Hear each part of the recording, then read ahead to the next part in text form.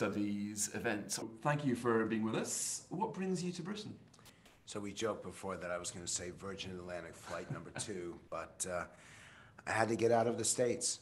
I actually had to get out of America. It has gotten so ugly, so dark, and my pessimism had grown so high that I needed to do something different. I needed to get a fresh look at what's happening in America, and I figured no better place to do it than here. Alistair Cooke, when he'd had enough of the UK, went to the US, so I'm just going in the opposite direction. Well, Alistair Cooke stayed for decades. Let's see how long we can entice you for over here. But although your career has been in America, but you know Britain pretty well. You were at Oxford with Boris Johnson, and a whole bunch of other people who've gone on to have fairly stellar careers.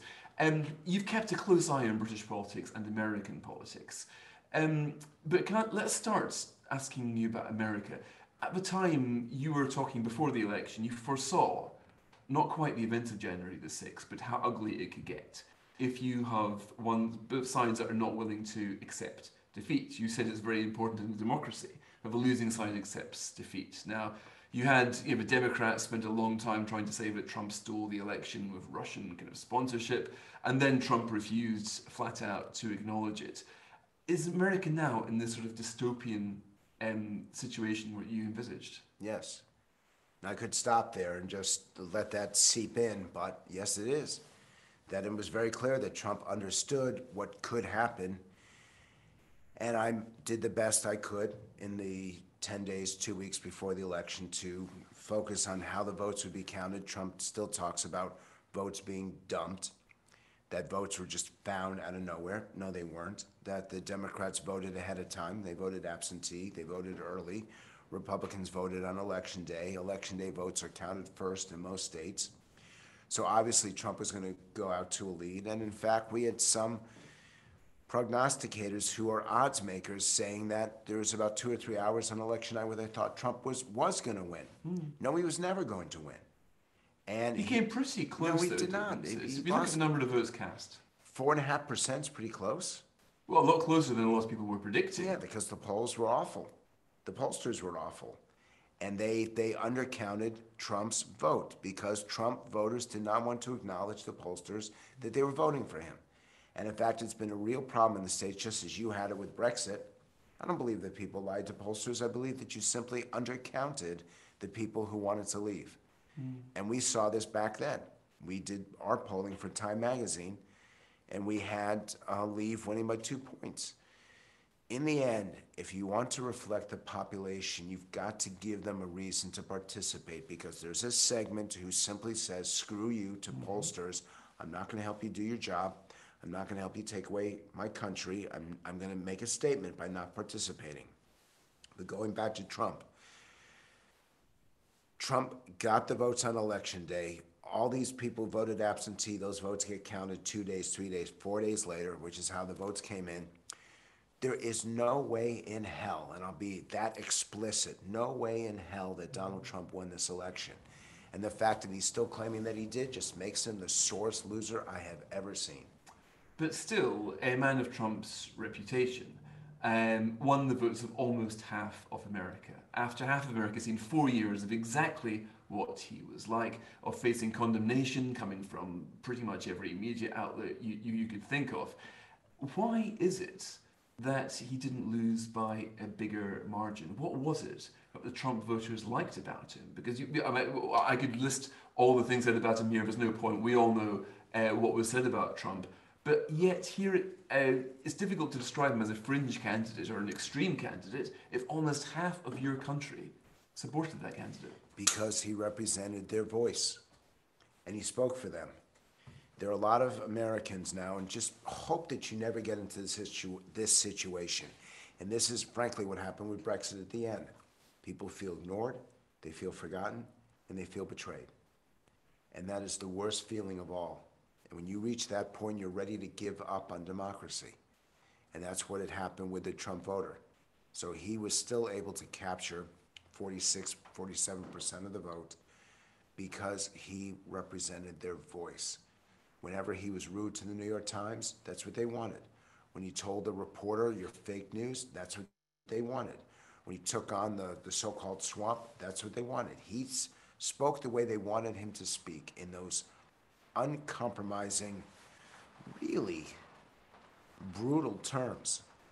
This is how a lot of Americans felt, but this is how a lot of Brits felt in the days, weeks, and months after Brexit.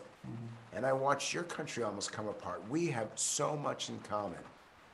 We aren't first cousins. We're still in the same family. One of us may be older. It's like you're 8 years older than us. We grew up in the same household, but we don't have the same experiences. And what I'm afraid of, as I hear the rain coming down here, this is how I feel about democracy right now. That it's a very rainy, ugly, stormy time, and it's going to stay this way for years to come. Democracy in America or democracy in the West in general? Both. Right.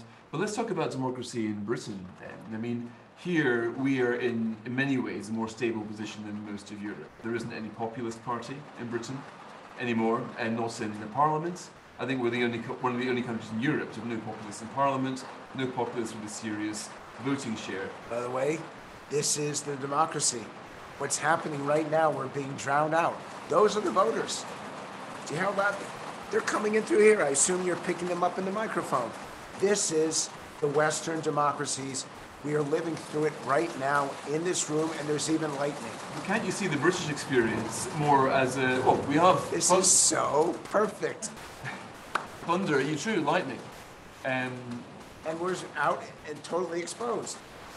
Well, but maybe we're weathering the storm here in this country. Because don't you see, in Britain, a country which has had its storm, has weathered through it, and we're now in a situation where the two parties have got a pretty big voting share.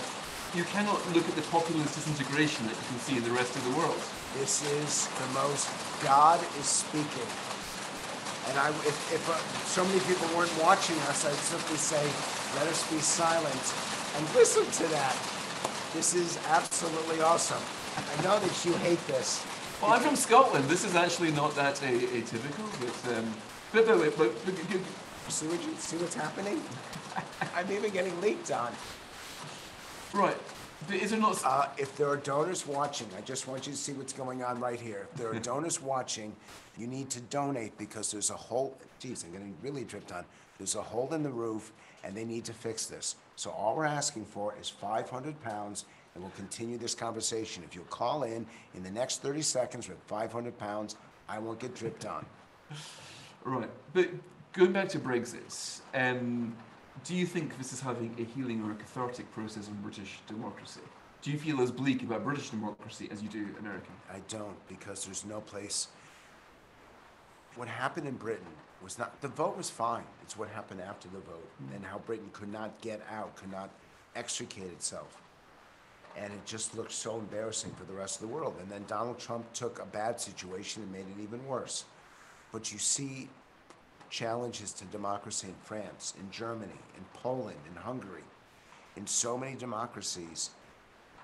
The truth is, the only place where it seems to be working are Australia, New Zealand, and Canada, in places all across the globe in other locations. I think this is all very poetic. You can talk about the twilight. If Anne Applebaum was here, she'd be loving it. She'd be giving the background noise and the twilight of democracy. No, that was actually Melania. She was really pissed. This is, I don't know if it's the twilight, but the combination of populism, social media, and a very uncertain economy is all combined to create an unholy alliance, which is what is causing so much trouble. Now remember, I'm a pollster. That's my job, is to listen and to understand. So I know what the public is saying. And my issue, my pessimism is based on my knowledge of the politicians in the various systems and their inability to address this new phenomenon that combines the delivery system of social media, the anger of populism, and the instability of the free market system. Right. Now, you're a pollster. You're here to see the world as it is, not how you wished it would be. Can you describe populism for us? There's lots of different definitions. Some people would say that Boris Johnson, for example, is a populist and Britain's run by a populist country. What's your definition? How useful do you find the term populism to describe voters' attitudes? It's a respect for the electorate, and it's a closer to direct democracy than what our founding fathers had envisioned and what your founding fathers saw that would be most productive for the British government. We have tried to step away from that public intensity by creating a representative system. But what is now happening is the public's will is being heard, which I think is a good thing overall, but not when it is so divisive and not when people use it as a battering ram against others. To me, populism is a reflection of the respect that you have to the public rather than a tool to beat down the minority and to make them suffer. What about the idea that populism is simply a method of voters choosing disruptive parties as a way of saying we don't like the established menu of parties, none of the above, thank you, and we're going to go for a populist party until you guys get the message. To use the British analogy, we had the BNP, a properly racist party, supplanted in the end by Nigel Farage and the Brexit party, or UKIP, and they were in the end pushed out because the Conservative Party adjusted. So isn't it a bit like, but dislocating a shoulder is painful, but when you put democracy back in place, where you see a realignment between the political main parties and the voters, and populism is simply a cry of pain saying, look, the main parties have not responded, they're stuck in this late 90s mindset, we want to dial back globalization, it doesn't mean to say that we're racist or xenophobic, and we want you guys to get the message. And in Britain, I would submit that that happened, which is why we don't have populist parties anymore. I thought you were going to do a commercial for the NHS, but clearly they're better designed than this ceiling that is above us. And God has spoken once again. I do believe that there's a message in all of this, that it's darkest before the dawn. Every cloud has a silver lining, whatever analogy you want to use. In the end, we are not representing people well. In the end, we are not listening sufficiently. We are not learning as we should. We being American? We being democratic countries that are utilizing new technologies and new lexicons, but not addressing old problems.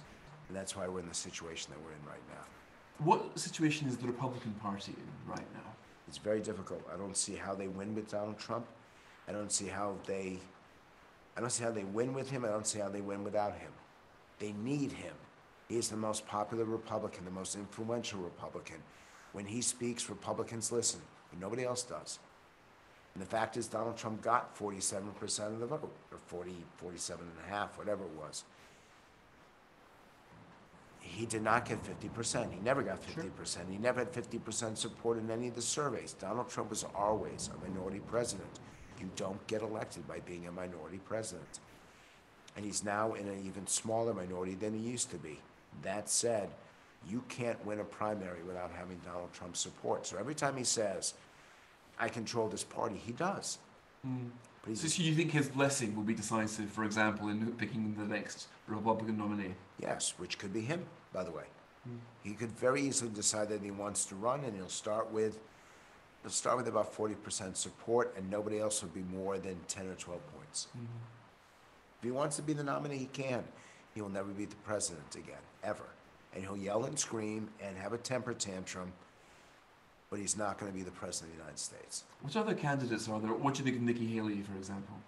She was brilliant as the UN ambassador, and Republicans care a lot about foreign policy and about America's image abroad, so she starts as a front runner. So does Mike Pompeo, the former Secretary of State, who is a really tough presenter, debater, and he has Donald Trump's intensity without the incivility. I think the governor of Florida, Ron DeSantis, is a front runner because of how he handled COVID and the economy down there. And then we got some new guys, some new people running. Kristi Noem, the governor of South Dakota, part of the new generation. Ben Sasse, senator from Nebraska. Tim Scott, who delivered the Republican State of the Union response to senator from South Carolina. In the end, I think we're going to have 15, maybe 18 candidates running for president. Right. You'll have more people running for president than can fit into this room. Right. And last time that happened, Trump wiped the floor with a hell of a lot of them. Exactly. He invented little nicknames for them. You probably admire his use of language and how effective that was. I do not, and I don't mean to interrupt you, and I apologize for doing so. But I thought that was one of the most horrific things that he did. What, the nicknames? Yeah, but wasn't it effective as a form of demeaning one's opponents? Yes, it's effective, but you've got the operative word, which is demeaning. It's demeaning to democracy. And we have to do better. Again, as a pollster, my job is to see things as they are, not to be a partisan cheerleader. And in the end, if we are losing our ability to talk to each other, to communicate with each other, and I've always felt that the British system, and even in this interview, I can tell you already, you're more sophisticated, you are more serious, your questions are tougher and more specific than a typical American interview. Because it matters to you, and there's a different process. And we are much more flip in our responses. We are much more, unfortunately, we are much more Trumpian, and you much more Churchillian. Say that 5 times fast. Trumpian, Churchillian. Well, but when you come over here, though, you will see the Brexit, as a pollster, you'll see the Brexit voters and the Trump voters. When I come over. Yeah. Where am I now? Well, you're a frequent visitor to this country. You have been for many years. Barely a couple of years goes by where Frank Luntz is not in Britain. I remember you were doing polling behind David Cameron leadership, trying to find out where the Tories should go next. You will see commonality behind. Did you hear that noise? Mm-hmm. That's the commission or the committee that's investigating him right now. They want to be heard. Yeah, I bet they do. We'd love to hear what he's got else in his text message list as well. But when you come over, you will see some commonality. And the strange thing is, you talk about America as being a very angry country. A country with the Republican Party, which you think is facing so much of a crisis that it might end up with Trump again. By the way, would you say he's more likely than any other? If you had to put money on anybody right now, would it be Trump? He's got no chance of being president. He's got every chance of being the Republican nominee. Sure, he's the front runner. If Donald Trump runs for president, he wins the Republican nomination. I have no problem offering that conclusion, and I have no problem saying that he will not win the general election. All right, but then you look again at the lessons that all these people learned from Trump. Take when Trump was running for nominee, his anti-China rhetoric was way outside anybody else's. Now, when you looked at the Democrat, even before Biden was elected, all the nominees seemed to be competing with each other to see if they could be the most hardline on China. It seems to me that there are some lessons that Trump is learning, that Biden is learning, if not from Donald Trump, but from the Trump era. One of them certainly is a certain, not quite America first, but something approaching it, something more nationalistic in foreign policy. He's certainly being a lot more hawkish to China. There are some ways that the Democrats are responding, if not to Trump, but to the forces which created Trump. Sure, but that's the power of Trump's persona. And you may not like the way that he speaks, but when he spoke, everybody listened. I actually sleep better now because I don't have to wake up and wonder, what response am I going to have to give to one of his tweets? People, their eyes would twitch and they couldn't sleep because you have no idea whether Donald Trump is going to tweet something that's going to change the entire news cycle for the next 24 hours. Now that that's gone, we all sleep a little bit better. But make no mistake, Donald Trump knows how to control a news cycle, and he will do it. He'll continue to do it.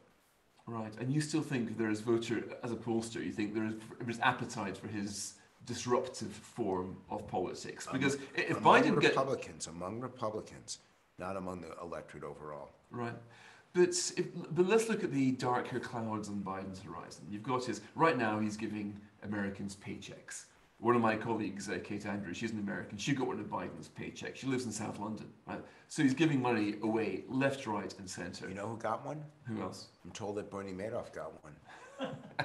I'm serious. And that was Bernie Madoff's brother that's just off camera right here when you heard that laughter. The guy was dead, but he was alive when the checks were cut, and so we believe that he was sent a check in prison. Now, how exactly is that going to stimulate the U.S. economy, giving a check to Bernie Madoff? Right, but so this might end badly. But can you see, for example, take violence in America that's kicking off again? You can see lots of reasons why Biden. A lot of people thought he would solve these problems, but a lot of them were never going to be solved by a change of president. How do you think it'll go in the midterms for him next year? Historically, he should lose it. Historically, the Republicans should be able to pick up enough seats, only 5 seats out of the majority. Historically, they should be able to gain those number of seats. That said, the Republicans have not done a good job so far at being the alternative, at presenting Joe Biden's agenda and his policies in a more negative light. All they are doing is attacking themselves rather than attacking Joe Biden. Right. Now, we've got some questions coming through from people watching, so please do keep them coming if you are. Okay, I'm going to ask you one. One of them is the Scottish National Party a populist party? I don't know how close you follow that. I'm not answering that. Right. I'm staying out of that hole. But can I also ask something else? So one of the biggest questions in this country is the potential of a second referendum. Now, you spent some time in Quebec after they had their second referendum in '95, a referendum which they lost, the separatists lost by the tiniest of margins, but it still seemed to put the question of separatism politically to bed. What did the Unionists do right to win that Quebec referendum? And is there anything that Unionists here could learn from should the SNP to have another referendum? The key for the Unionists is to be able to say to the electorate, this is not a statement, this will be a fact. You don't get another chance. You saw this with Brexit. Do not express your point of view about those to the south. The country is more important. It's really not about quality of life, it's about identity and whether or not you see yourself in the end as part of the UK or only part of Scotland. I think they gotta say to voters, take this is the most serious vote you will ever cast, because you cannot undo it once it's done. And I think that's enough for the Unionists to potentially still survive. What about the mix of positive and negative campaigning? I mean, I wasn't there in Quebec, I wish I was, but I've heard it said that the Unionists there tried love bombing or doing positive campaigning for the Union. The last time we had a referendum here in 2014, it was a bit of a panic. David Cameron went up there saying to the Scots, look, you're too small, you're too poor, you'd never make it alone. Now that seemed to move a lot of people to the other side of a divide. It seemed to increase the support for independence, not enough, but it doesn't seem to work. Now the same pollster, Andrew Cooper, used the same tactic in the Brexit referendum, again saying to Brits, you can't vote to leave the EU. If you do, you'll be poorer, you'll suffer, you'll pay £4,500. That seemed to annoy enough people to recruit them to the other side. Yep. So is there a bit of that when you're having a separate referendum, that negative campaigning can serve to annoy it, but is it harder to make the positive message from the negative one? The key is the spokesperson who's making the message. I watched with shock that they had the Bank of England leader, or whatever they call it, the chairperson, the governor, the governor. A Canadian, by the way, Mark Carney. Which is the worst. Why are you doing this? I want to meet him. So if there's any way that this conversation can lead to that. I'm sure he's watching. He can probably drop us a line. But I want to understand why he spoke up when it was not his vote, or why George Osborne, who I think very highly of, why he essentially threatened taxpayers. You can't do that. Yes, I understand why you deliver a negative message, and they understand why people were frustrated about the relationship between the UK and the EU. But be very careful who your spokesperson is, because if it's someone who is seen to have a ulterior motive, the message will fail. Right. And that is always a problem for the Unionist side. I mean, the SNP have got a very popular leader in Nicola Sturgeon, one of the most formidable politicians in Europe, I think, and not just in Britain. And we've got Boris Johnson representing the Union, who is not particularly popular in Scotland. So would you say that is what can the Tories or the Unionists do about that? It's pretty difficult to find a random other person to represent the Union. Hopefully over the next 6 or 7 weeks, I will understand what's going on and be able to answer that question.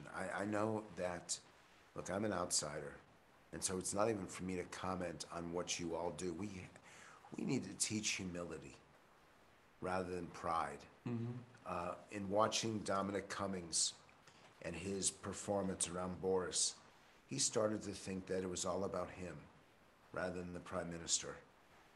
I'm not doing that. This is not my country. These are not my people. I will return to the U.S. to my own issues, my own challenges, my own weaknesses in democracy. I don't think I should get involved in the challenges that you all are facing. Let's just this once know what our boundaries are and actually live it. Well, let's talk about something which is pretty universal right now, which is the problem which the left-wing social democratic parties are having, not just in Britain. We've seen the Labour Party in a really difficult position here, and their plight is mirrored elsewhere in Europe and to a certain extent in America too.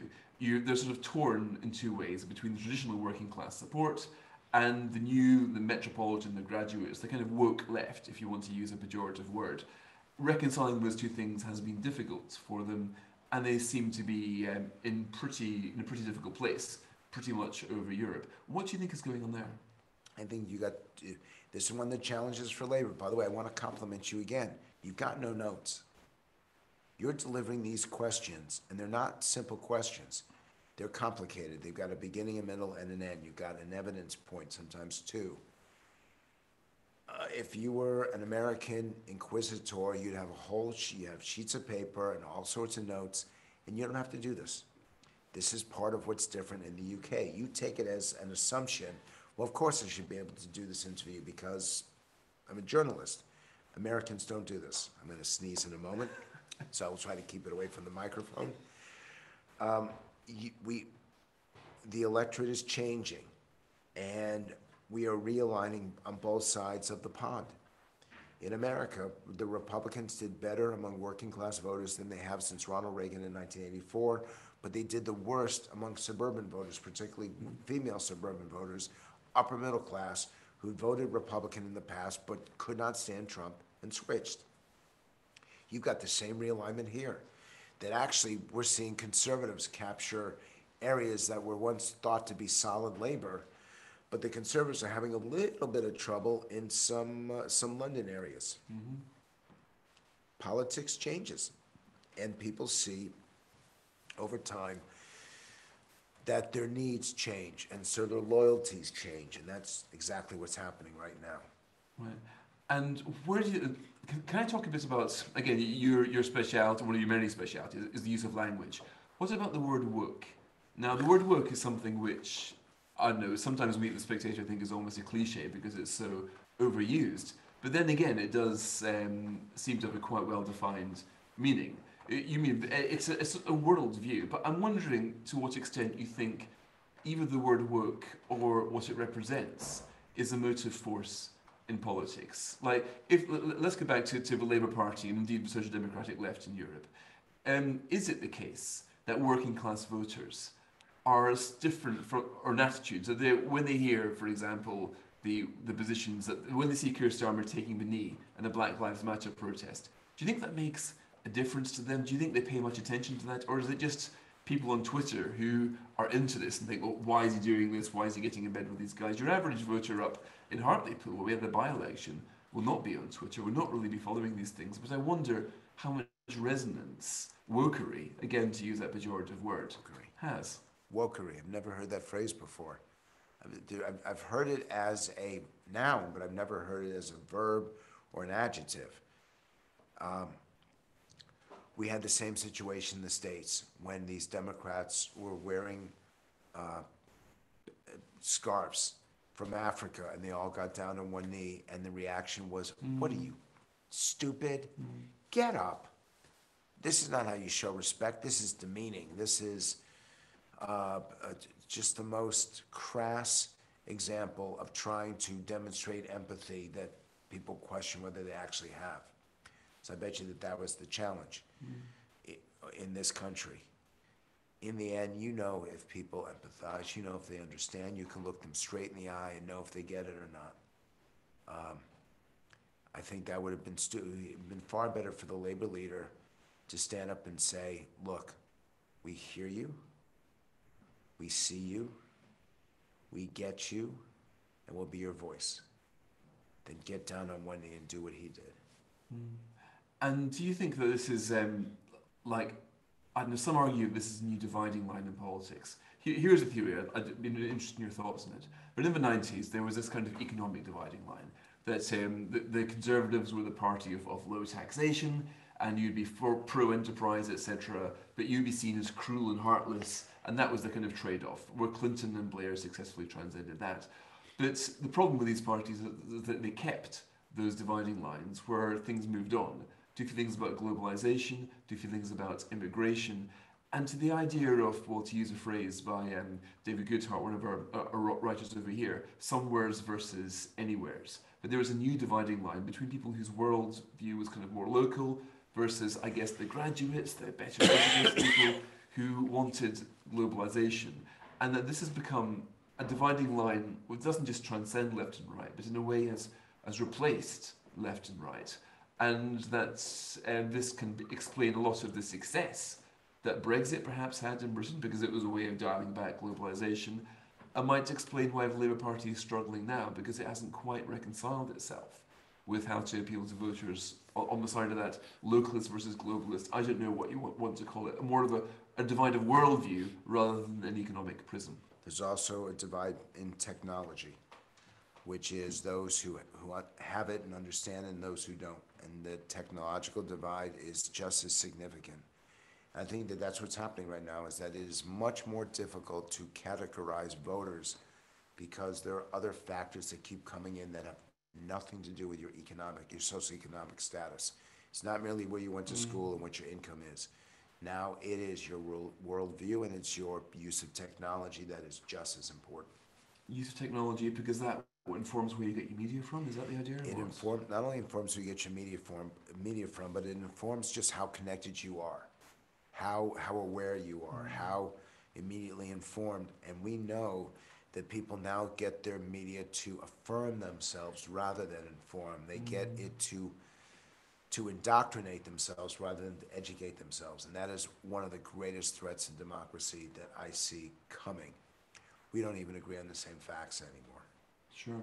So that's the way that social media can be used to reaffirm people's worldviews. There are no gatekeepers anymore. But when you do surveys asking people in this country anyway where they get their news from, only about sort of 15% say social media. It's still way behind the BBC. BBC One News, for example, gets 60-70% of the public will say that they get their news from the BBC. I'm trying to work out what a meaningful difference it can make if we're still looking at a relatively small proportion of people who are getting the news from Facebook and Twitter. I mean, sure, 15% is a lot compared to zero, which it was a couple of decades ago, but even a decade ago. But is it really big enough to make a definitive shape? People report that they watch PBS. Everybody said in America, everyone says they watch PBS. The actual percentage who watch PBS is 3%. Right. So these surveys can be misleading, then, you yes, think? And it's not that people are lying. They actually think that they watch PBS. Well, they do once every 2 months, and that stays with them. They think they're reporting an honest evaluation, and they're just not. Right.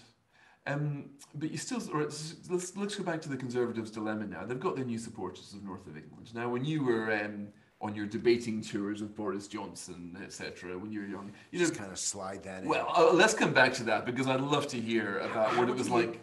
How do you do this? Do what? How do you've taken this through.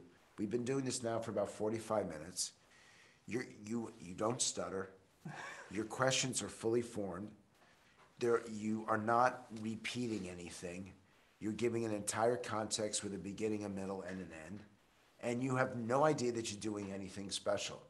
I have to say, I disagree with you for your low opinion on American commentators. I watch American stuff all the time. Like, it's different from our genre. I mean, sure, it is much more direct. You're trying to take Tucker Carlson, for example, a huge kind of following he's got. Yes, I'd rather not take him. Or, I'll tell you what, you're right.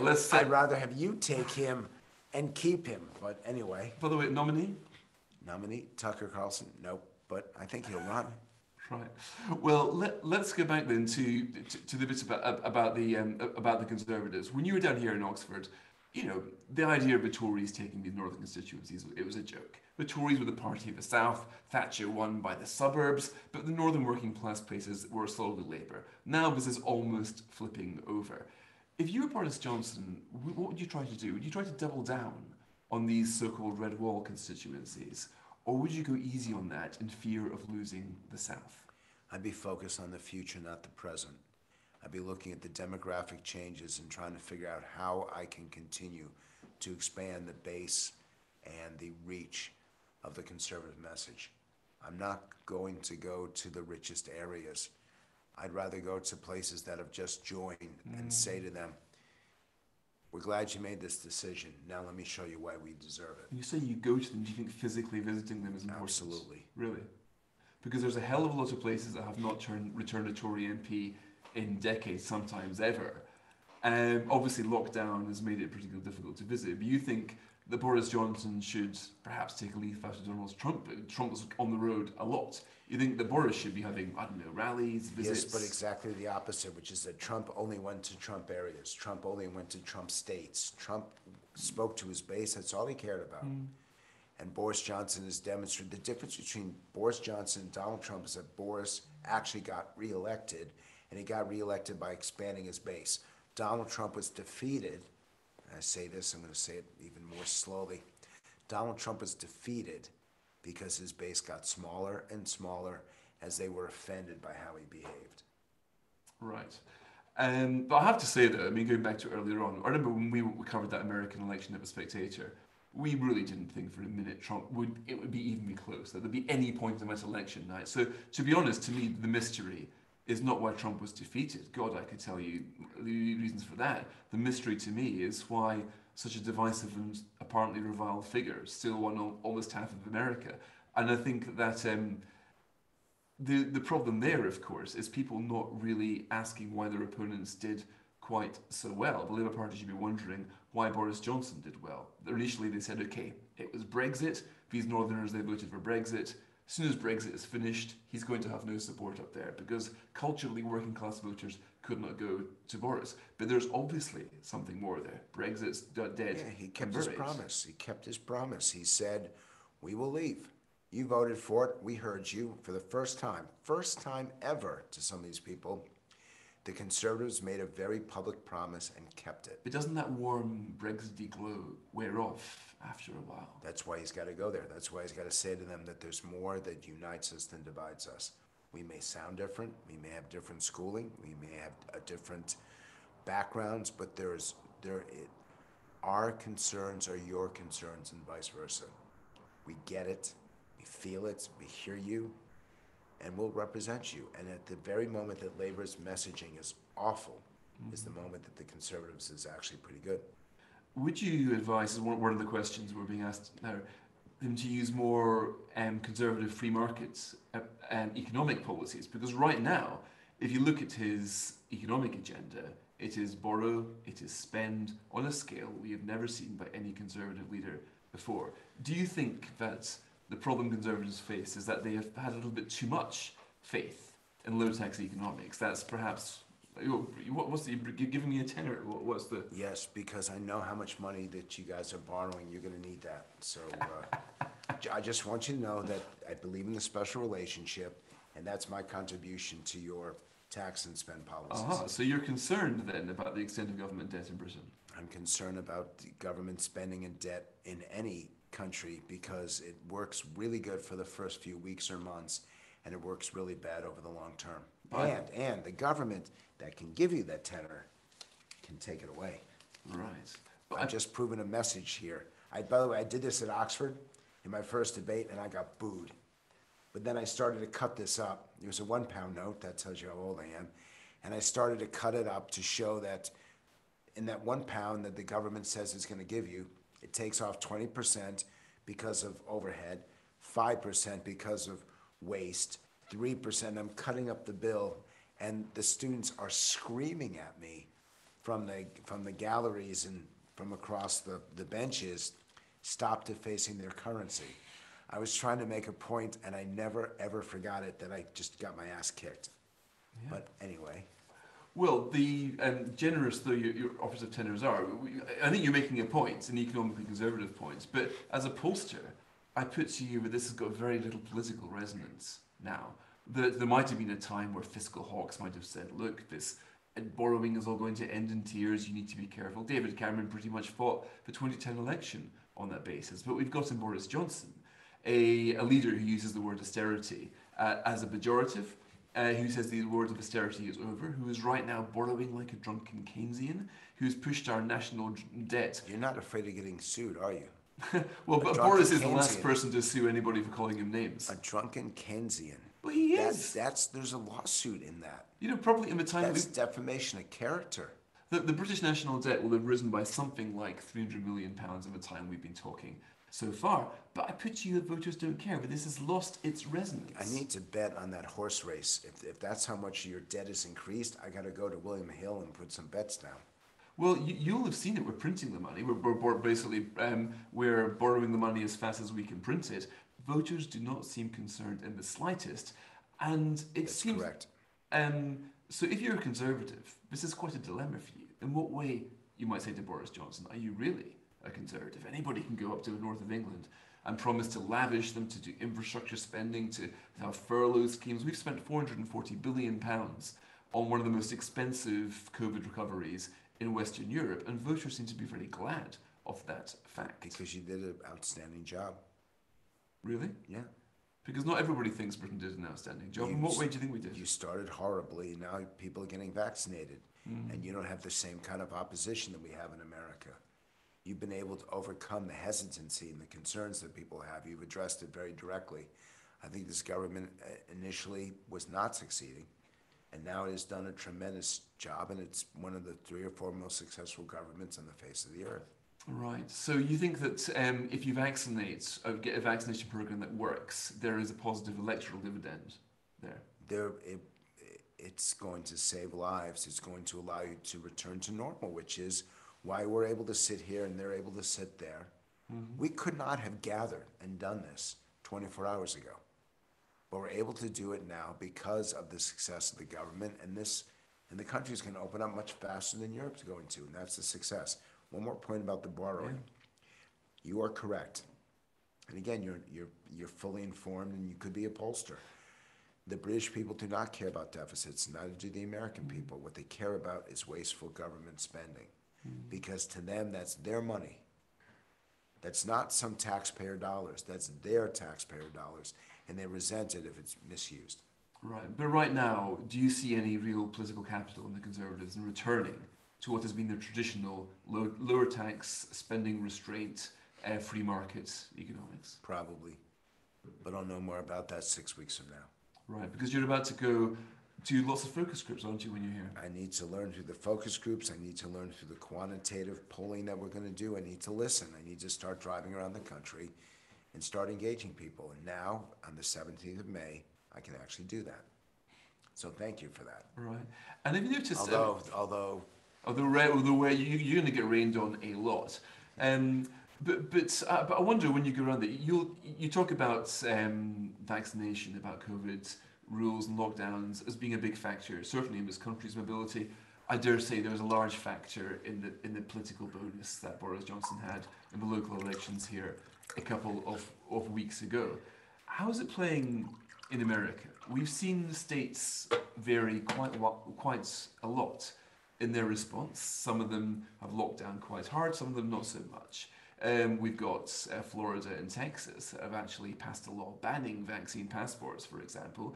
You mentioned the governor in Florida, who potential presidential nominee, who said a very sort of, I wouldn't say libertarian, but certainly a liberal message here.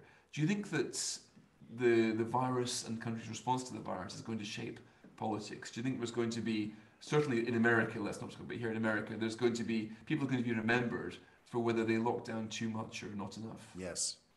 Because although Americans have short memories, this lockdown was not something that people will forget quickly. And there are too many people who know too many horrific events or the loss of people they cared about to let this go. I don't see that it's going to have a political advantage. Donald Trump right now is screaming about this, screaming that he does not get the credit that he thinks he deserves. Here's the problem. The single largest Trump newsletter keeps putting out that the people who got the vaccine are dying by the thousands. Well, if Trump is saying, hey, give me credit for creating the vaccine, and his and the Trump newsletter is saying, wait a minute, people are dying from those vaccines, then that means that Trump is killing them. Sure. They don't realize this. A problem there, but doesn't he have a point that Operation Warp Speed was quite a contributing factor towards the American vaccine program? And we also found out quite late on that the Pfizer vaccine was having such success. If they had reported, I think they got to something like 90 patients who'd got the virus in the control group before they announced, everybody thought they would have reported when they got to 20. In other words, there seems to be a delay in Pfizer reporting their success. I've often wondered, if Pfizer had reported earlier that it did have a vaccine that looked as if it was going to work, and that news had come before the presidential election. Because I remember very, very clearly where I was when I first heard the Pfizer news. It was like a night and day transformation. It was like, my God, the science is going to save us. And we can look towards the situation. As you say, here we are now talking, thanks to the science, thanks to vaccines. So, if to use Boris Johnson's analogy, if the cavalry has come in America and you could have heard its bugle before the presidential election, do you think Trump might have edged it? You speak so visually. I can actually see the horses galloping along with the guy and someone's holding the flag. Here's the problem. Trump is not talking about COVID. Trump is trying to downplay it. So the fact that they had, sorry for my voice, the fact that they had the vaccine as quickly as they did, he was unable to take advantage of it because he kept saying it's not really that important. So even if they had it a couple weeks earlier, I don't think it would have helped him. Right, but might there be a change, an optimistic sense, for example, if you can see the storm ending, as it hopefully has now over our heads, but if you could see that, wouldn't it have just generally lifted the moods in America? In other words, I guess enough my question is, would an earlier announcement from Pfizer, a pre-election announcement from Pfizer, have moved the dial in any significant way?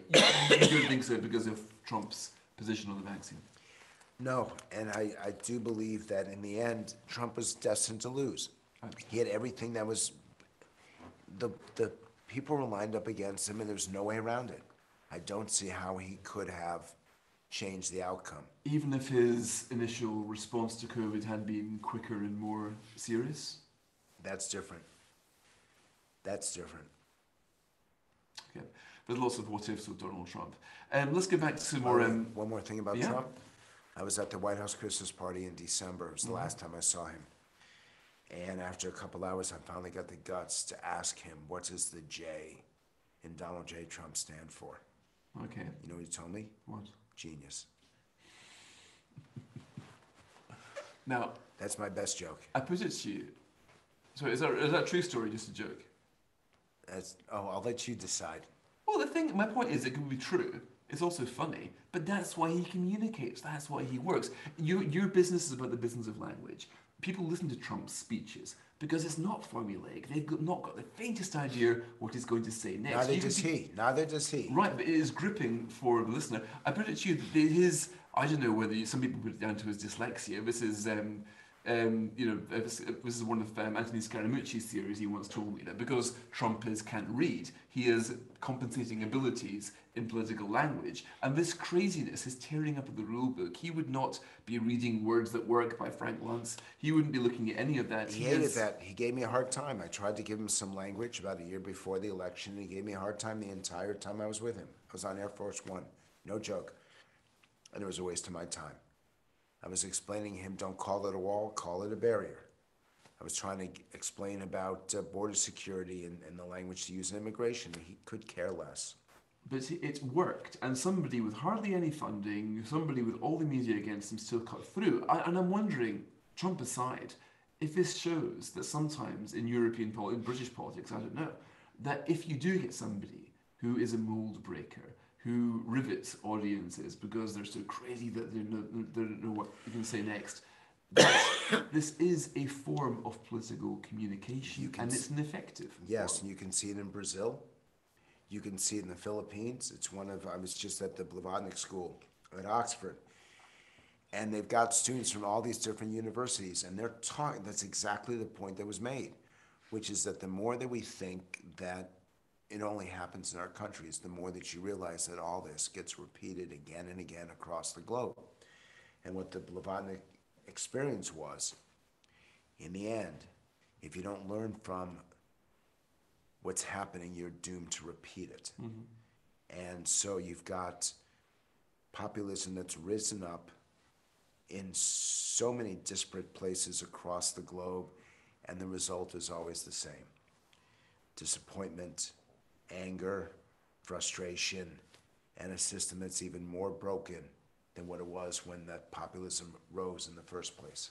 Or you get populism that scares the bejesus out of the governing parties, who correctly then respond to what people are concerned about, and populism acts as necessary and democratic corrective to an establishment politics which otherwise goes off the rails. Is that what's happening in India? I think not. Is that what's happening in Brazil? I think not. Is that what's happening in the Philippines or Hungary? I think not. Actually, in this study that we did, it's not happening anywhere. Apart from Britain? You got your shit together.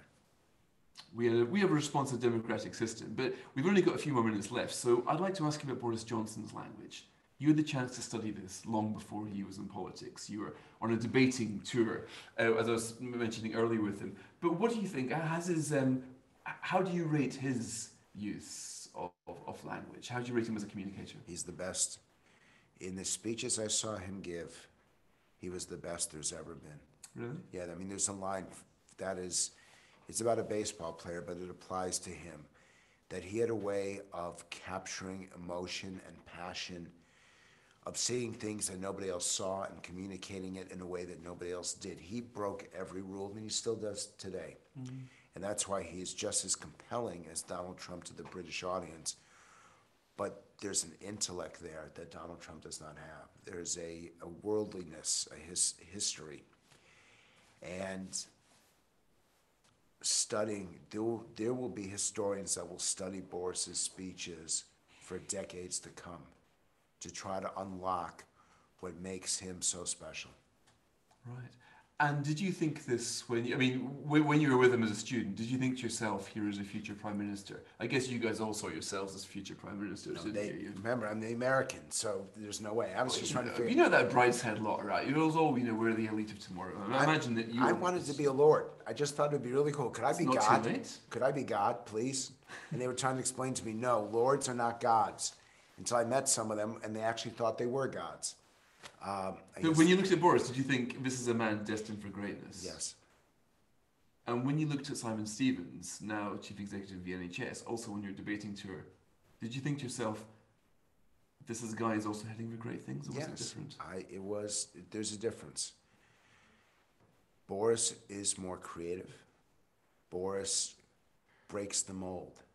Simon Stevens is exactly what you would expect a statesman to be, in every possible way. Boris, you don't know what's coming. You have no idea. If he were to walk in right now, we've got 2, 4, 6 people that are beyond the scenes of the camera. Not a single person here would know what he's going to say, know what joke he's going to use, know what analogies. He may not even know. But you know it's going to be compelling, and you know that everyone in this room is going to listen to him. Whether or not you like him, whether or not you voted for him, you're going to listen to him. Simon Stevens, you knew that he was smart, and you knew that he knew his stuff. He knew the details. I'm not convinced that Boris did. But Boris was a better communicator because he saw the bigger picture. Simon was a better leader because he knew the details. And we have to see people in how they are, and respect them for their strengths, and be willing to forgive them for their weaknesses. But I just knew when I was there, every time he spoke, my parents came and watched me in a debate, and he spoke during the debate, and my mother said, that is so cool. My mom did not know what to say to him. She'd never met anyone who sounded like him, who looked like him. He looked like a sheepdog. My mom said he actually looked like a British sheepdog. She'd probably say the same now, wouldn't she? Probably, but... And what about Nick Robinson, now BBC grandee? He was one of your set, wasn't he? Yes, and he was the single best intervener. When Nick would stand, I'm not going to do it because I'll knock into the microphone. When he would stand up to intervene, to interject, all my American friends, you could see us, we all sat up because we knew that whatever he was going to say was going to pound the living crap out of the person responding to him. Nick technically was the best debater. So Simon gave the strongest arguments. Boris gave the most creative arguments, and Nick was brilliant at actual debating itself. And I never dreamed, I actually thought that Nick was going to be prime minister. I never thought that he'd go work for the BBC. Interesting. Was he political in those days? Oh yeah, absolutely. He was, I know he tries to get away from it. He was wet, really wet Tory. And I'm proud of him that he was been able to survive at the BBC. But he heard what nobody else, so Boris said what no one else said, and Nick heard what no one else heard. And that's what made them special. And I wish that people would really study this. And Michael Gove, you forgot him. Oh, was he part of your set too? Michael Gove was the year after. What did you think of him? Well, the kilt was a little much. And I debated with him in the States just as I did with Boris and with Simon. I remember Simon said to me once, he says, and I used a standard joke, and Simon says, you've got a razor sharp wit. And my response was, by the look of it, you haven't used a razor. You don't even know what a razor is. Because the Brits all look so much younger. Gove was so prepared for the jokes about the kilt that I tried to tell people, don't try, because he's going to cut you down, he's going to embarrass you. You've got such talented people. In America, we teach our students how to write. In the UK, you teach them how to speak. And I'm envious. Well, you're here thinking about conservatives, one of your projects is about language. What kind of words do you think conservatives, what language should they be speaking now? Should they try to take a leaf out? I mean, is it very much easy to say, let's take a leaf out of Boris Johnson's book, but let's face it, who could do that? Plausibly, he recites the Iliad in the original ancient Greek, right? I can't imagine you'd recommend that as a campaign. But if somebody tries to imitate Boris, as you see people do, they just look like a bad Boris epigon.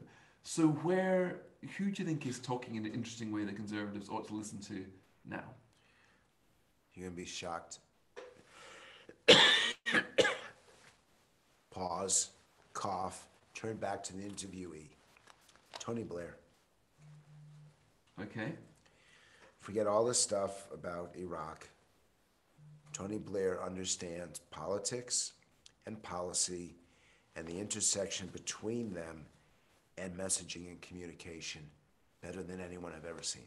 Even now, he's been making interventions recently. Do you think he's still got it? And people are listening to him. I think that he's so careful now about what he says and how he communicates.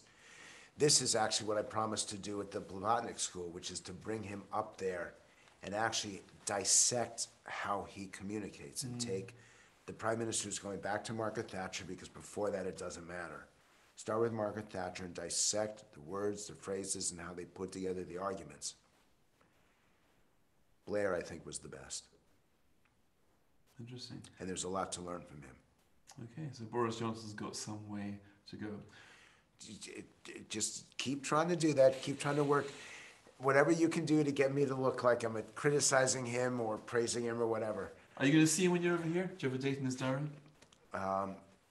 There's a joke to that too. I hope so. I hope at some point. I try to see all of them. Well, he's got a beautifully redecorated number 10 now, so perhaps you'd be the first person to see his new wallpaper. So you must be pissed that you haven't been invited yet. So that's just why that's why you would ask that question. I'm sure that whatever Boris Johnson has, he earned.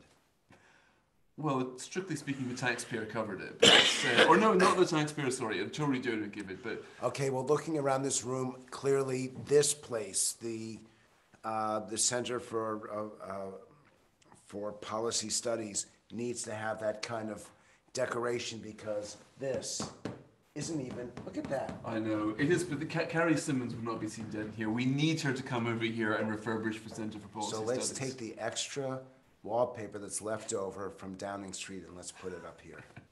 Frank Luntz, thank you very much for joining me, and thank you for watching. Thank you for your questions, and do stay checking on the CPS channel. We've got lots of these similar discussions throughout the year.